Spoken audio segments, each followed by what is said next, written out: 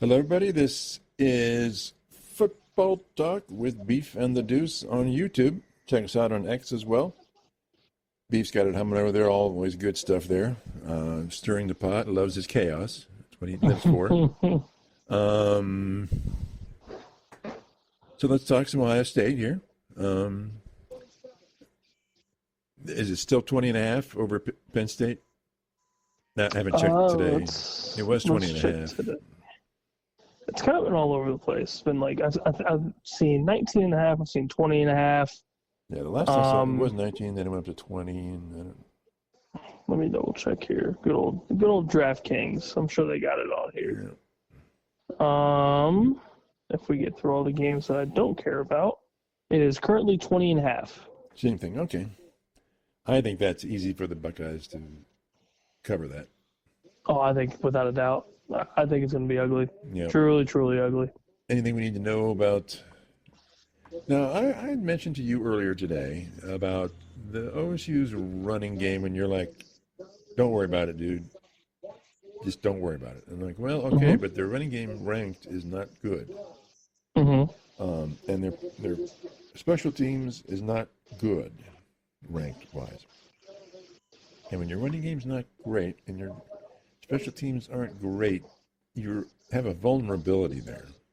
And I'm really thinking of it in terms of the championship game, potentially, the conference championship game against Indiana, who I think is on a roll and getting better. I'm continuing to be impressed. So am I still out of my mind here? I say so, yeah. I think the rushing attack will come with time. And I think a lot of it has to do with, it feels like week in and week out, the offense is just a little different. They either lean on the rushing attack a little bit more and it's fine, and Julian Sain doesn't have to throw the ball nearly as much, or he throws, upper 30s to 40 attempts, and he's completing basically all of them. Yeah. But I think it's one of those where it's, if we need to lean on the rushing attack, we can and we will, and we'll be fine. Indiana's defense is darn good. Oh, yeah, and that's no discredit to them. I just think our offensive line has played and looked really good so far this year. Okay. And I have the utmost faith in them being able to control the line of scrimmage, win the line of scrimmage, which therefore will, open up the floodgates for the rushing attack. And I think with more exposure, Bo Jackson's going to be just fine. I think West will be just fine. I think basically the entire backfield, depending on who's behind Julian Sain at, whatever play, I think they'll be fine. And we're doing the whole passing to open up the run sort of thing, and I think that's worked out fine. And the defense is amazing. The defense is the best in the country. Yeah. So I think overall we'll be fine. I'm not terribly worried about it, and I think each week we get better and better. And I think it's only a matter of time before you'll see, maybe a 60-40 split pass run, because I think overall our offense is humming through the air. But Day has even said, I want a balance here. I don't want a lopsidedness. Yeah. And so far we've seen, at the very least, we've seen a 60-40 split of pass and run. You probably want to go more, 55-45, give or take? Yeah, I mean, maybe even 50-50. I mean, your passing game is world class, so you have to feature it, right? I mean, there's just no doubt. Oh, you have to. You have to. You got to get Sain warm. You got to get him ready to go. Get him comfortable. And I mean, at any point in time, Bo's going to break off a run. It's just a matter of kind of when and how. But I think overall the offense is fine. I think our defense is obviously top tier, and the rushing attack will come. But I think a lot of that is dictated by the offensive line. If we can play as well as we have been so far this year, we could beat anybody in the country and run the table and win the line of scrimmage at any point. Well, but early on they've had the starting slow phenomenon. And then, was it the last game? They scored 17 in the first quarter and didn't score again until late in the third quarter. So there's these periods where nothing happens. That Mm-hmm. I'm sure it drives Day crazy. No, yeah, no doubt. That's no doubt, no doubt. But I think I want to say I don't want to make excuses, but I wonder if it's more of just kind of feeling out, what could work, what might work. Let's see if this, let's see what this does, sort of thing. If it's games that like we're already clearly going to win and maybe they're looking ahead. Not saying they are. I wonder if it's one of those things where like, let's try this wrinkle, see if this works, sort of thing. And if it doesn't, we'll just throw it away. I mean, who knows? Yeah. But maybe that's it. Yeah, I think. I mean, last year, we were supposed to wall up Michigan, and look what happened. We get to these games, we should beat somebody big time, and oops, it doesn't happen. Yeah, but I think we're definitely getting to the point where we're starting to figure out what works, and we're sticking with what works. So I think overall, looking forward to the last handful of games, I think we are going to see more of a balance, and hopefully we're not having Julian throw the ball 40 plus times every single week, unless the game dictates that this running attack's not working. Go to the air.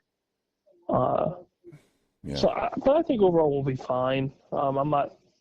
I know I should be more worried about the likelihood of us playing Alabama, but Indiana in the Big Ten championship game. But even then, like, we still have to look at Penn State's defense. Their defense is still, not awful. Right. It's just their offense is insanely terrible. Yeah. So the kicking game doesn't bother you? The fact that we're very mediocre at that? No, because I don't really think we necessarily, really need to lean on it all too much because our offense has been so great. But if we had to, if we have to, I think we're okay. I think we're fine. We don't need them to boot, 50-plus yard field goals. But our offense has been able to drive down the field and get in the, comfortable range, of special teams in general. Mm-hmm. So I think overall we'll be fine. I'm not terribly worried about it just yet. I would like to see a special team score at some point. Yeah. Kick return, punt return, or both. Mm-hmm. But I think it's coming for sure. It's just slower than usual. Okay. So you see, how much do you think we'll beat that spread? Just convenient, easily, or? I think 28 plus. Okay. Yeah, I think it's way over that. I'll definitely put my money on the spread right now. Mm-hmm. Take the 20.5 and just watch it. Because, I mean, you've got a complete unknown under center for Penn State. There's no sort of offense, even with Duraller, outside of the Oregon game. Mm-hmm. That was probably the most offense we've seen from them. And that was all Aller. Yeah, and it was Aller. So I don't see them running the ball very well. Okay. And there's no outside threat, so I mean, it's more of just how good is the Patricia defense gonna be. Okay. All right. Before we get into our top 10, college top 10, let's ask the question: Texas is still in the top 25. Washington is not. Iowa is not. They have the same records. Now, they started out of the top 25. Is it a question of how high Texas started at number one? Or is it because people just don't want to drop Texas out of the top 25? I think it's both. I think them starting at one, it's hard to completely boot them out with the record, with the strength of schedule that they have. Mm-hmm. Now, Penn State was easy. Yeah, well, yeah. I mean, they've gone on a 4L streak bender, if you will. Yeah. But with Texas, they're still playing a pretty tough schedule. And a come from behind win. They obviously they lost to Ohio State by 7. That's a good loss in the grand scheme of things. It's not bad by any means. Mm-hmm. I mean, and they're winning. They're winning games. They have 2 losses right now. Mm-hmm. And I mean, you still have the talk of the town in Arch Manning, so that's going to play, some sort of influence. But he's clearly fallen out of Heisman contention, though. Oh, I would hope so. Yeah. Now I think it's Ty Simpson, it's Mendoza, Sands definitely in the mix. Jeremiah's definitely somewhere in the realm of that plus 1,600. I would assume. Washington, though, Washington just impresses me. Yeah, they're playing good football. Yeah. I mean, you can't say that they're not, and I think they're definitely just on the outside. They're on the cusp of the top 45. But it's tough. I mean, the SEC is kind of going back and forth with everybody, fighting each other, beating each other up. So they're taking up a lot of that room. The Big 12's taking up some room. Yeah. And then obviously you've got, the cream of the crop in the Big Ten. They're there. Michigan's still hovering around. But yeah, like you said, Washington's doing all they can to, hopefully get a crack at the 25. And I think eventually they will. I don't have a doubt. Okay. So let's get into our top 10. All right. So here would be my top 10. We'll just talk, and then you can tear it apart. I'm going OSU, Indiana, Texas A&M. Now, we debated earlier about Indiana and Texas A&M.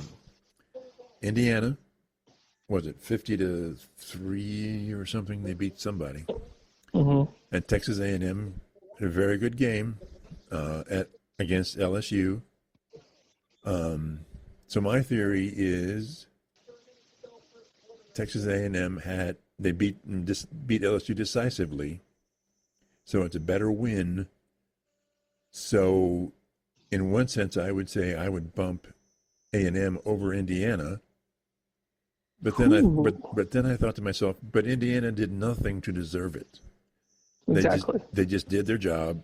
They kicked ass, and that's it. So, in even though the Texas A&M win was far superior to the Indiana win, I'm just going to give it to Indiana because they keep winning, and I have to honor the undefeateds. So is that kind of your thinking in there? Yep. I've got the Buckeyes, Indiana, A&M, 1, 2, 3. Okay. Although I mentioned to you after watching the Texas A&M, it's the first game I've completely watched of them. As their quarterback goes, and he's a phenomenal quarterback. And so as long as he's doing well, they're doing well, but he has to do well. He's kind of the game, isn't he? He's not. There's no balance. I would say Marcel Reed is very dynamic. But he's very dynamic. If the running attack's going well, because he's a dual threat through and through. Yeah. He's a dual threat. Yeah. He's like Joe Flacco. His issue is turnovers. Right. But if he keeps turning the ball over, especially when these games get a little more closer, you can't have more than one turnover. He had 2 picks. Yeah. Now, granted, he's fortunate that LSU is just terrible. Boy, their defense and then was Brian terrible. Kelly's now gone. Yeah. But he's doing it in Baton Rouge, very hostile environment, and he looked good when he had to run. He ran. Yeah, but he has to run. He has to do it, and to me, that team isn't nearly as balanced as OSU is. No, not even close. I mean, it just Ohio State Sayin can drop back and throw the ball, and that's all he really needs to do, right? They don't want him to go gallivanting around. And the more this guy runs, and he's great at it, the more he exposes himself to injuries, right? So takes one big hit, and then who do they have? I don't know. Yeah, so, it's basically null and void at that point. Yeah, but they're undefeated and hook 'em Aggies. Yeah, they look good. Their schedule benefits them a little bit. They've had 2 ranked wins. Yeah. But I think at the end of the day, your job is to win, and that's all they're doing. Right. 4, I have Alabama. The last game wasn't too impressive, but they won their game. And then, Georgia was on a bye. Georgia just keeps Georgia has 9 lives. They just keep finding ways to win games, even though they're behind. Yep. They come, and so they're just doing their job. They're, they might not be the most impressive team, but they just keep winning games. And so I've got Alabama and Georgia at 4 and 5. Yep, me too. Okay. Now, the ranking has Oregon and Ole Miss. I don't agree with that. I do not. Here's where I think the type of a win really matters. I think Ole Miss went in and handled them. I can't remember who did they play. You talking about for this previous week? Yeah, They were at Oklahoma. Oklahoma. Yeah, they beat Oklahoma. Impressive win. Big win. Oregon went and had 21 points against Wisconsin. I've not heard a commentator go, well, they're all like 21 points against Wisconsin. So to me, on the basis of the win, even though they both won, I'm flipping it and I'm going Ole Miss at 6 and then Oregon at 7. Yep, me too. All right. Me too. All right. Georgia Tech, I really don't know much about them, but they keep winning. Good for them. And Vandy, are they the Cinderella team of this year? Seriously? Yeah. Go ahead. I think so. I think whatever's in the water is pretty strong. Yeah. I mean, you've got a Heisman candidate, and I think it's Pavea, or however you pronounce his name. Yeah. They beat he's Missouri. got some swagger, and it's rubbing off on the entire program. Yeah, beat Missouri. And yeah, you beat a good Missouri team. I actually have them at number 8. I have them as 8, Georgia Tech 9. Okay. And then I really like this BYU team. BYU at 10. Let's see. Well, then we missed something here. OSU, Indiana, Texas A&M, Alabama, Georgia, Ole Miss, Oregon, Georgia. How many do I have? 1, 2, 3, 4, 5, 6, 7, 8, 9, 10. Oh, so there's 11 there in the list. Yeah, you're right. So Georgia Tech. Then you had Vandy, or who did you have before Vandy? I got Vandy at 8, Georgia Tech 9, BYU 10. Okay. Why'd you flip Georgia Tech? Their strength of schedule doesn't benefit them. Okay. They have one ranked win against a team who is long gone in the rankings in Clemson. Mm-hmm. And then, Vandy's a given. I mean, their schedule is pretty tough. And they've beaten, when South Carolina was top 15, blew them out of the water. Yeah. Now the Bama game doesn't really help them too much. They kind of got handled. Mm-hmm. But then they go off and they have back-to-back wins against LSU and Missouri. Yep. 2 ranked teams. Yep. And then they're going to be tested again when they go to Texas. Mm-hmm. So, and depending on the health of Arch Manning, they could win that game as well. If they go into Texas, and is it at Texas? Mm-hmm. And they beat Texas, oh my God. That's 3 ranked wins. Then Texas is out for sure. Oh yeah, but I mean Vandy, my God, that's just unheard. It just boggles the mind because You would have never guessed it. They've been so bad for so long. Anyway, and now they got some swagger and they got some confidence. And look at the product. It's fun. It's fun to watch. Best football team in Nashville for sure. Oh, it's great. It is something. Now they had Miami and Brigham Young tied for 10, so it was like 10 and 10. Mm-hmm. And I just completely reject that. I think Brigham Young is undefeated. They handed it to Utah. They continue to win. I got to honor the undefeateds, man. They keep winning games. Give it to them. Yeah, you have to. I think their offense is pretty dynamic. It's pretty explosive. Mm-hmm. And they go into, last week playing at Iowa State. Iowa State's no slouch. Yeah. And they went in there, handled business, put up 40+ on them. Are they the best in the Big 12? I would say so. Yeah, I would say so. Yeah. And I just reject Miami at that level. I would have it. I know it's 11, and we would argue that, but I do have Notre Dame at 11. So I think if you go head to head between those two, I think Notre Dame takes it. so you I would think the first matchup they should have won, and obviously they didn't. yeah, But this Notre Dame team is hot, yeah, yeah. especially after those two blemishes on their record. Which we're close. They're looking good. Yeah, especially if we look at those teams right now too. Mm-hmm. Okay. So let's talk about. We have the three major schools: LSU, Penn State, and Florida, with openings for coaches. Obviously, we all know that. Mm-hmm. You should know that by now. The Mm-hmm. question you asked, which is a great one: what is the best coaching job of those three? And we talked to Robert. He went with LSU. Wise choice, in my view. Mm-hmm. I chose LSU and you chose LSU as well. I'll let you. Oh, by the way, for me, Penn State is the worst of those options. Talk to me about LSU. Why you think it's LSU? Well, I got to give Robert his flowers. This is coming from the good old Robert. So Gotta love Robert. so good on him.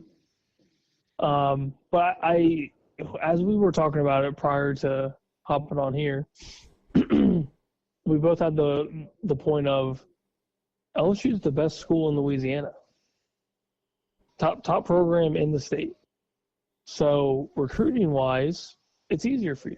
You can recruit your entire state very easily, and you almost have no competition within your state. Two, there's really no drama with LSU. And you obviously have a ton of recent history of productive seasons, a national championship. You could argue your wide receiver, I mean, you can go on and on and on and on. And the SEC is more up for grabs than the Big Ten, for example. So if you want to win in a quicker fashion, you would probably want to go to LSU because the Big Ten is just, I mean, it's top dogs and then it gets murky. Then it gets mid-range, yeah. Yeah. So at least for that aspect, you can kind of have productive seasons sooner. And we were looking at the schedule for the next couple of years. LSU has a pretty cake schedule. Yeah. So if you want to win and win the SEC, you have a better chance there than go to Penn State where you're going to play Indiana at Indiana. You're going to play the Buckeyes here in a couple of years, not in the next, not these couple of years, but soon after that. So you have a break from the Ohio State little matchup, but you still have to deal with the headaches of Oregon, Indiana, USC, Michigan. I mean, it's brutal at the top. Would you? And if you want to go just like basic, it's nice. It's nice in Louisiana. Yeah. It's nice playing during the football season in Louisiana. Yeah. Talking about Penn State, I mean, even Franklin said it's hard to recruit kids up there. There's nothing up there other than a football team. Urban Meyer, when he came to Columbus, said he sold Columbus constantly to the kids. He said, Columbus is a good town. It's a fun town. You'll have a good time. You'll have a good time. He took them around. He took them around Columbus, and they all like, yeah, this is a pretty hopping town. So Meyer, in his infinite wisdom, knows how to recruit, and always did. So yeah, there's just nothing in Penn State. I mean, I've been there. It's a beautiful little town. It's in the mountains, and it's just beautiful, picturesque, and everything. But man, if you're 20 years old and you want to have a little good time, no. No, it's just, but they get good recruits though still. But also, I think LSU has way more resources than Penn State or Florida. I think when it comes to, I read somewhere when they were talking to somebody about Chip Kelly and how much it was going to cost them to get rid of him. Somebody there in Louisiana said, "Go ahead, just do it. We'll take care of it." And which is like, okay, you're talking is LSU? I think you have Ohio State, Texas, LSU as the top three programs in terms of resources and fan base who will say, "Yeah, here's the money, just whatever you need." Yeah, blank check, take it and leave it. Yeah, it's a more hot Baton Rouge. It's a big town. Mm-hmm. When it gets really cold, Penn State's really cold, by the way. Mm-hmm. And those uniforms are so snazzy. Did they even have it? Did they even have it? Aren't there uniforms, the throwbacks? There's no throwback, right? I believe there is, but it's not like what you would expect. I want to say It's even more boring. I don't think so. I'd have to look at it off recent memory. Okay. I can't remember. I know they got like the purples. Those purple uniforms are beautiful. I love those. And then you got the basic whites. Yeah, basic whites, but yeah. I like I've always liked their jerseys. I think they're slick. But yeah, I can't. And Florida's just a dumpster fire all on its own. So Florida was a very easy no for me too. Yeah. You get to play in the swamp. You get the Jordan Brand jerseys, which is cool. Mm-hmm. But there hasn't really been a ton of success post Urban Meyer. Yeah. I mean, you've had some good seasons here and there, but nothing that's like, I don't know, generated anything, I guess, super positive. Mm-hmm. And LSU again has had recent success, and you have a lot of players drafted from LSU to go pro. Oh, yeah. That's another big thing. You go to LSU, you're pretty good. You're probably gonna get drafted. Yeah, they're looking at you. They are looking at you. Yep, and you get a ton of TV coverage. Oh yeah. You get a ton of good matchups. I mean, there's so much that goes into it. Yeah, I mean, I think as a program, Alabama would argue it vehemently, but I think they're a better program than Alabama because Alabama had Nick Saban, and without Nick Saban, they're doing well. Kalen DeBoer's got to build up the brand again, and I think he's doing a pretty decent job. Yeah. Definitely take some time to get anywhere near but they don't have the resources. The Saban era, but yeah, Louisiana is just like, how much money do you want? Oh, okay. I mean they have a blank check waiting, and that's the other thing. They're going to probably reach, from what Joel Klatt was saying during his little thing, they're probably going to write a $15 million a year check for whoever they want. So let's talk about that. Let's talk about LSU then. Let's say they're the number one school for the new coach. Talk to me about that. Maybe what Klatt said, and it doesn't seem to be a lot of coaching. It's a thin coaching book right now, isn't it? Yeah, I mean, you've got the names of, Matt Rule's still, out and around. Yeah. He's more than likely going to go to Penn State. Is kind of the grand assumption. Yeah. Matt Campbell's a name that's kind of floating around from Iowa State, so that's a name to look forward to. For LSU? Just in general, just like general coaching positions. But for LSU, like what Joel Klatt was saying, you're going to need some big names, some well-known names. And when he mentioned the likes of, phone calls to Urban, phone calls to Nick Saban, Dan Lanning, Lane Kiffin, those are massive college football names. But don't you think that Urban and Nick are sort of, we're doing it because we just have to cover our bases and see what happens? I think it's just more so because you would know the success would be immediate. Yeah. Like there would almost be no downtime. It would just be off to the races the second they land in Baton Rouge. And don't you think that Nick and Urban and even Lanning, because he coached for Georgia? I mean, they know the culture down there. They know how it works. And they're not where I think the guy they fired just didn't get it. He didn't understand.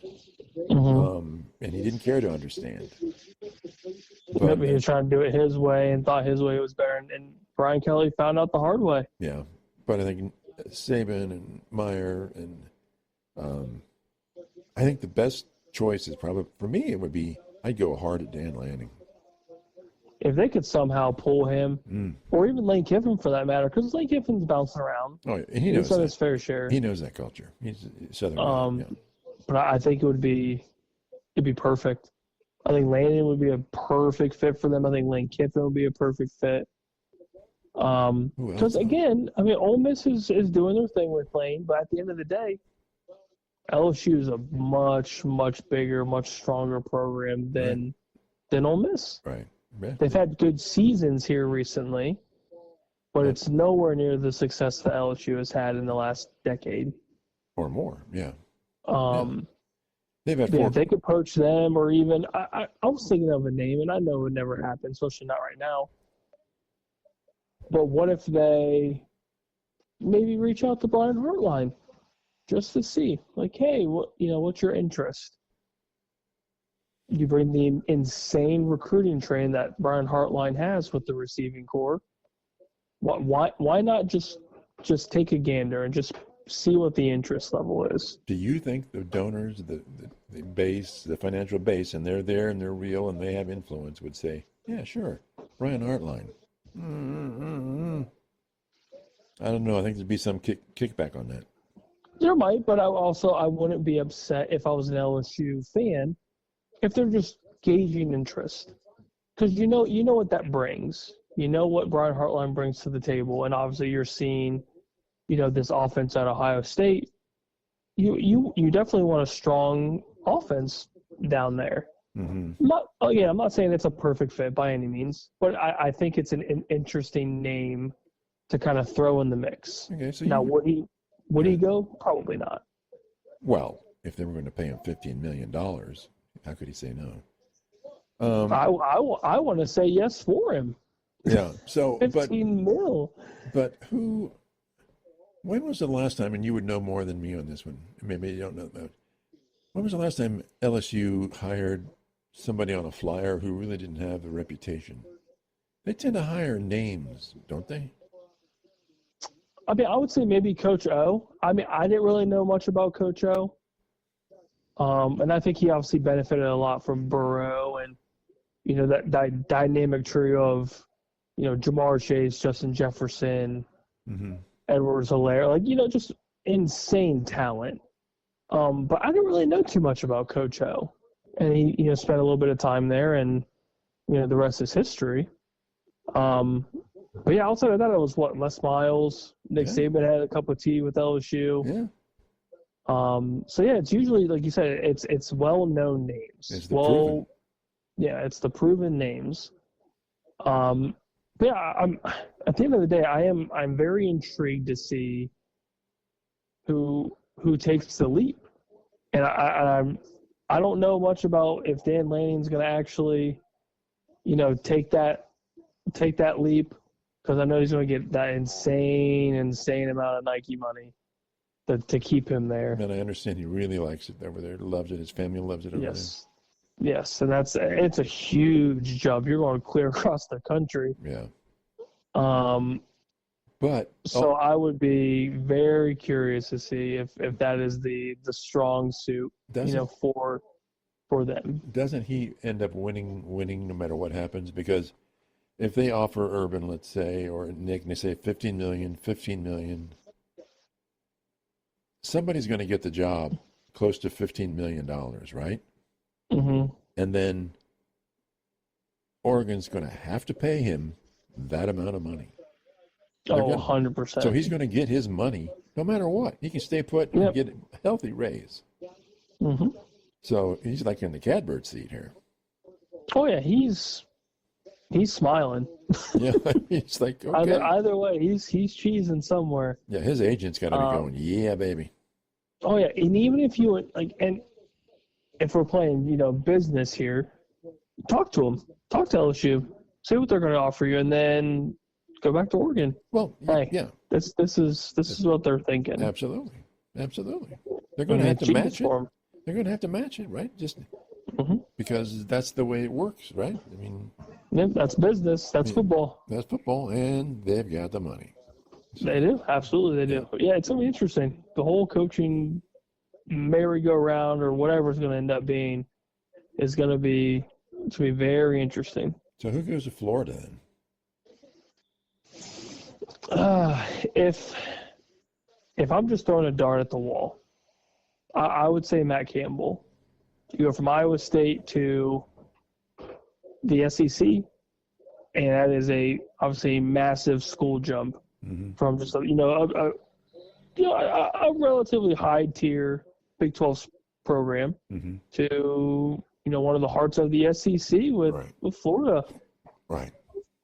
I mean, you can't beat it, and you're going to get double or if not triple the money to go. That's massive, absolutely massive. Mm-hmm. And you think Matt Rule is the leading candidate for Penn State? He seems to be. Yeah, I would say it's almost a given. You think they would go approach Heartline with that? They would be dumb to not make a phone call, I think, just to see. Because, again, what's the worst they can say? No? Right. Cool. See ya. Yeah. Okay. Interesting. Anything else on the coach hiring watch or so? But that's okay. Then it occurred to me. Of course, things occur to me as I sit around and go, "Hey, things occur to me," and you're like, okay, just settle down now. Yeah. Of course, they occurred to you. Have a beer. Just sit down.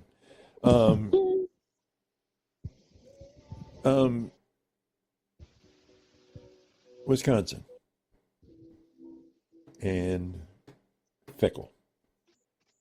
I cannot think. I'm a Fickle homeboy. Loved him at Ohio State. Mm-hmm. He did a decent job in a rough situation for 1 year at Ohio State's interim coach. Did a great job at Cincinnati. If anybody, and we're talking about the coach at LSU just not really getting it at LSU, I think if anybody's going to get Wisconsin, it's Luke Fickle. It's like he's born to be at a school like Wisconsin, don't you think? I mean, who are they? If they fire him because he's not doing well, okay. Who are they going to get that just understands the ethos of Wisconsin football and Big Ten football? You're asking a very good question, and I do not know the answer. You know what I mean? Don't, because the other thing is too, like we've said for what seems like forever now. Who else is out there that's better? Yeah. That wants to go to a lower middle tier Big Ten program. That's not the big school. Yeah, and you've got the FCS coaches that are looking to jump ship to the actual FBS, and I think that's their best bet. But even then, those are unproven. At least Fickle has a proven coaching career with his time in Cincinnati and his Yeah. Why wouldn't Brian Hartline take it? Why wouldn't Hartline take it? Because I think he knows that it is a massive step down. And like old Robert and I were talking about, if a lot of these coaching spots are opening up, you almost have to guarantee Brian Hartline that he's the heir to Ryan Day to keep him around. Yeah. Because I think it's going to get to the point where, whenever Ryan Day's time comes where he's done coaching or whatever. That could be a while. It's going to be a while. And if you want to keep Hartline, his recruitment trail, this offense that he's, putting together, hopefully for the next handful of years, maybe more, you've almost got to guarantee him that he's the next in line or he's gone. But now, if that's not terribly important to Ryan Day and, the program, then so be it.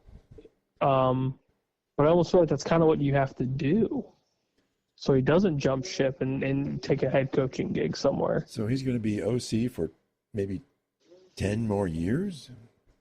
It's not. I have no idea. But I feel like that's the only way if he wants to stay within the program, which I would assume he is very comfortable here. I think he's happy where he is. Sure he is. Sure he is. And he's probably the most expensive offensive coordinator in the country. Sure he is. He's worth every But penny. yeah, I mean, if his dream is to be a head coach, then you almost gotta give him something to hold on to for however long. But the road to a Ohio State or a Texas or a top, an LSU, they don't just go from that to that.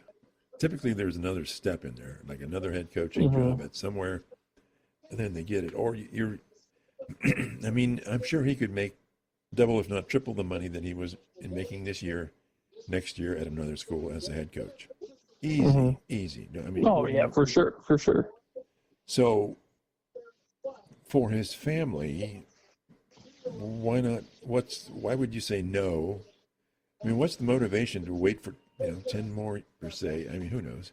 10 more years for Ryan Day.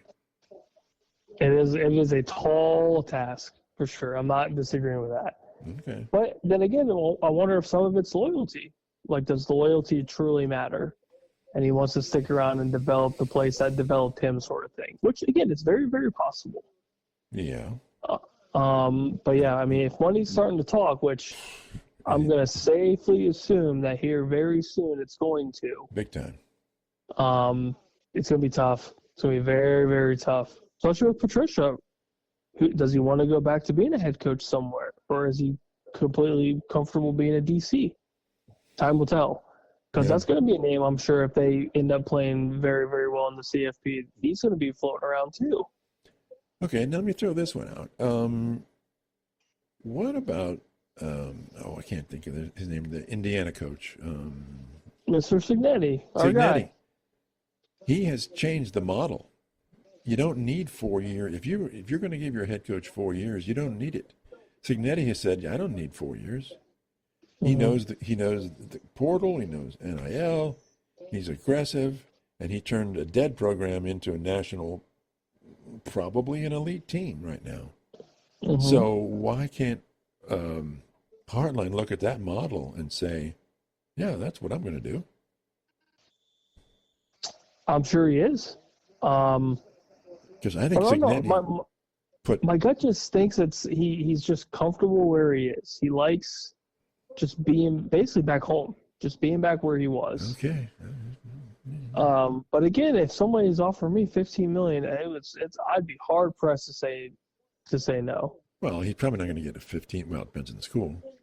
But I mean, Cignetti started out with 8, right, at Indiana. Yeah, now he's at the upper 11s now. Yeah. I mean, his 2-year tenure at Indiana just revolutionized coaching. I think just turned it on its head. It's impressive because you don't need to bring in your recruits and wait for the other recruits to graduate. They're all gone anyway, right? Yeah. And you can be massively successful. So, I mean, how do you monetize loyalty to Brian Hartline? It's a very good question. Well, isn't that what it's about ultimately?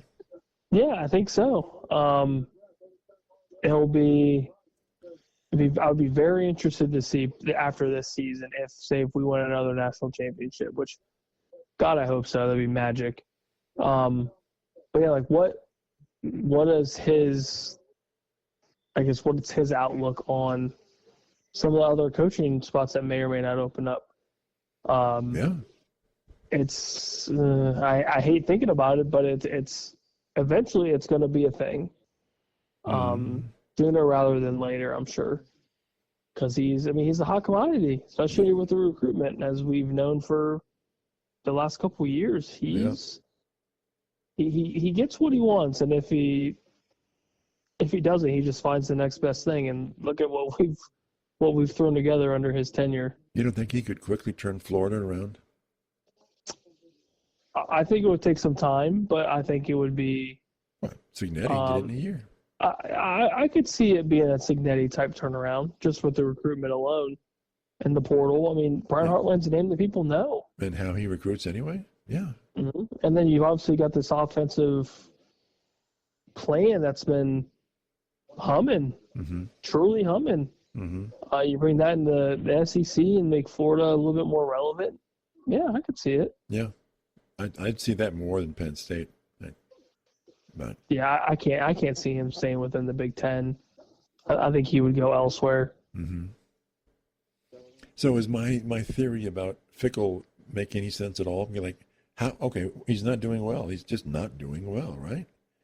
And coaches are falling like flies right now, and they've got to know, because of the portal and the signing times and all that. They got to get this stuff taken care of now. Mm-hmm. But to And me, I think that's why the whole money thing is coming into play because Fickle's, I'm sure, gone to the powers that be. It's like, we need to do this model, which is throw money basically at the, in this NIL, transfer portal world and try to get some of these guys because that's what works. That's what's been working. yeah. And he has a proven record of knowing how to coach football.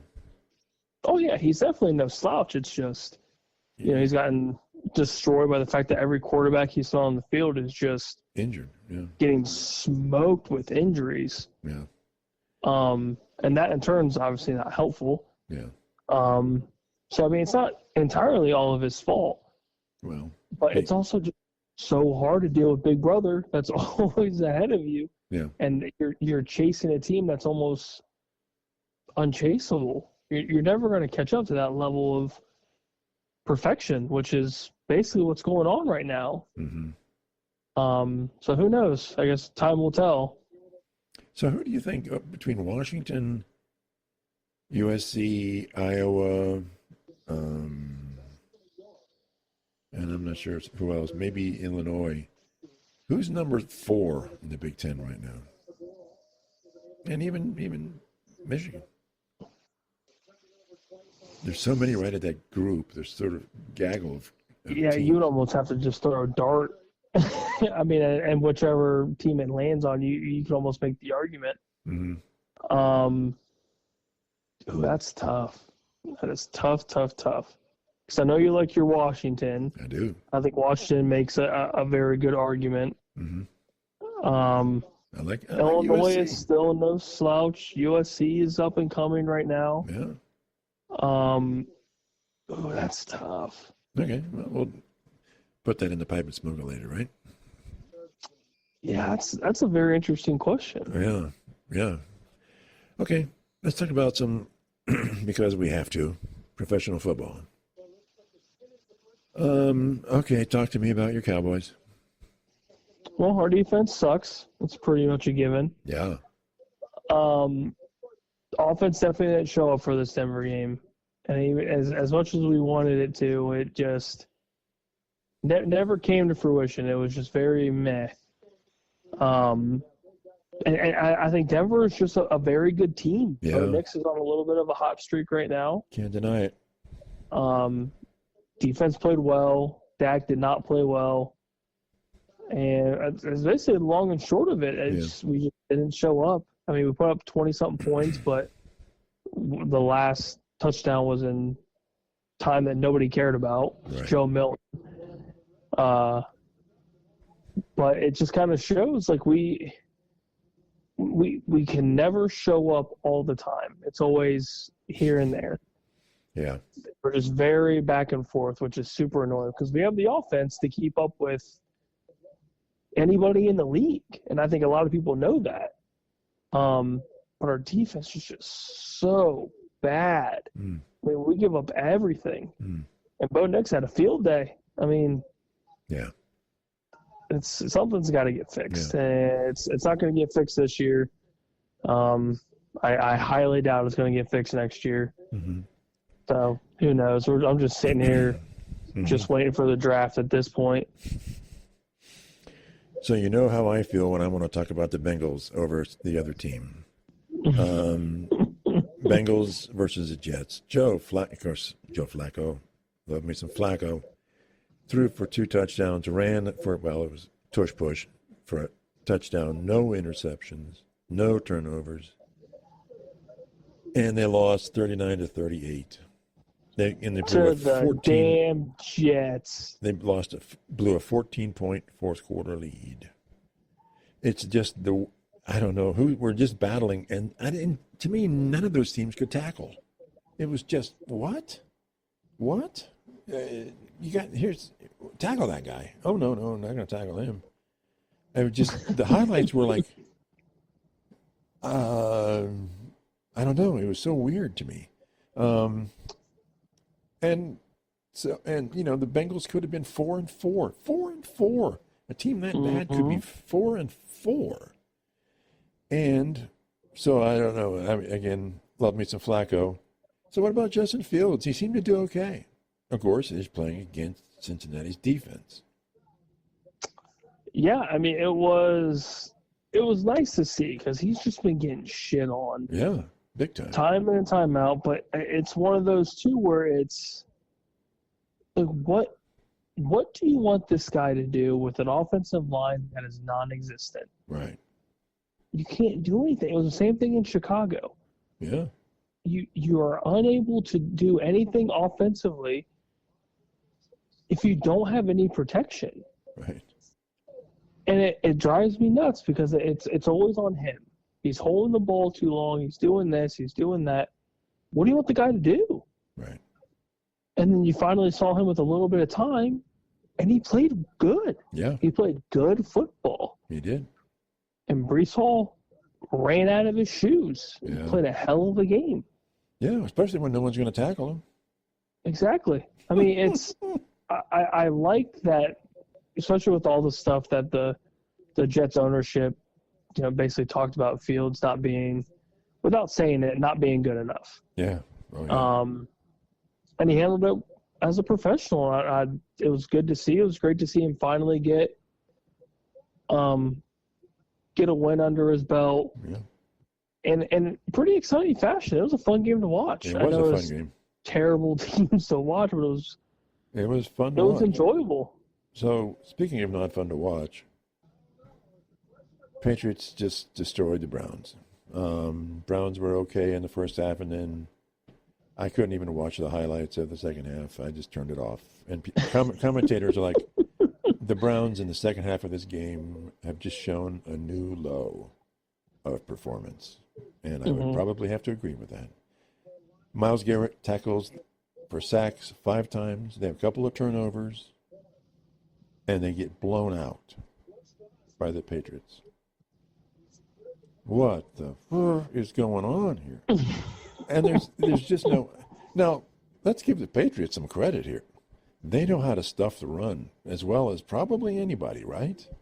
I would say so. And if you don't have Judkins, you don't have anything, right? For the Browns, anything. Yes, exactly. So shut him down, and okay, you're going to lose.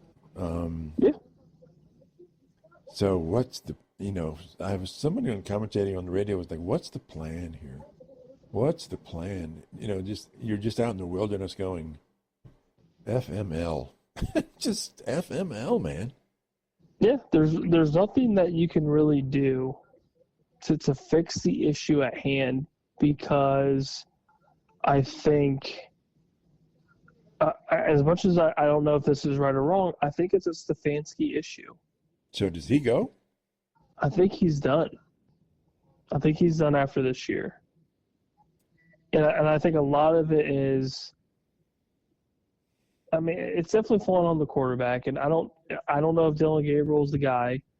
I don't think anybody can really be the guy in this. Well, their offense. Their offensive line is abysmal. So bad. Terrible. I mean, it's terrible. I don't care who the quarterback is. It's just you keep blaming the quarterback, but my gosh, it's terrible. I can't remember. It almost seems like you just need to start fresh. Okay. Recruit high school player? I don't know exactly how that works or how it looks, but it's just, oh God, it's so bad that you just almost need to hit the reset button. And I don't know if that's any better, truly. Right. But I mean, like you said, it's offensive line. You have no receivers. Right. I mean, your star running back goes down, and then everything goes to hell. Yeah. Which is not ideal. difficult at all, especially with the position, of running back. You're banged up every game. Do the Browns even have a number 2 receiver? You have Dylan Sampson, who's solid, but he's no Quinshon Judkins, I'll tell you that. Right, but I mean, it's like nobody wants to catch the ball. I mean, they've got some decent tight ends, I guess, but Judy's just not the guy, right? He is not. So, and He is not. you got nobody to throw the ball to. Who will catch it? Mm-hmm. Man, oh man, I don't know. Anyway, it's ugly. It's ugly for sure. I feel your pain, but your situation is definitely a little bit more painful. yeah, it's been painful for quite a while. But anyway, so talk to me about J.J. McCarthy and the Vikings. Is he the man for the Vikings? I guess we're going to find out, right? We're going to find out here shortly. I don't think he but is. I think they made a pretty massive mistake in letting Darnold go. Oh, it's a complete mistake. Complete. I don't want to toot my own horn, but I'm pretty sure I said that going into the offseason last year. You did. That they need to keep Darnold. Yeah. Pay the guy what you need to and just have him there. Have him start. But I think the pressure of drafting McCarthy so high screwed him. Absolutely screwed him. Now you're going into that season of that draft not knowing that Sam Darnold was going to come out and just be this baller. But you also have almost like the privilege, if you will, for lack of a better term, to have a rookie on a rookie deal and just run with the hot hand until it's not hot anymore. Mm-hmm. So I don't know. I know if whoever ultimately made that deal to let him go and just looking at them in Seattle like, well, this sucks. Well, didn't they let Drake May go and now too? you're going back and forth with Carson Wentz, who's now gone, and JJ, who knows how healthy he is. So they let May go and Darnold, right? Say that again. Didn't they let Drake May go too? Or who? Oh, Drake May's been chilling in New England. He's fine. But they let who did they let go? That was also with Darnold. Oh, you're talking about Daniel Jones. Oh yeah, Jones, right? Yeah. Mr. Indiana Jones. Who's now with the who's probably looking at a long-term deal with the Colts after the season.